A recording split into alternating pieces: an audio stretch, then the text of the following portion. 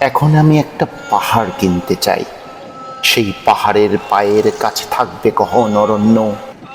সেই অরণ্য পার হয়ে যাব, তারপর শুধু রুক্ষ কঠিন পাহাড়।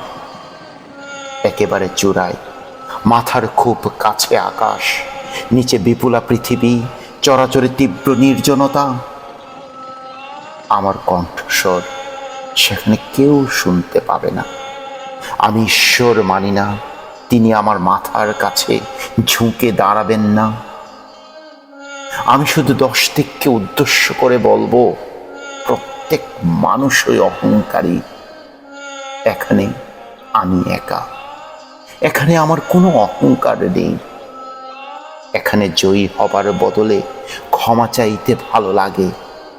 হে 10 দিক, আমি কোনো দোষ করিনি, আমাকে ক্ষমা করো।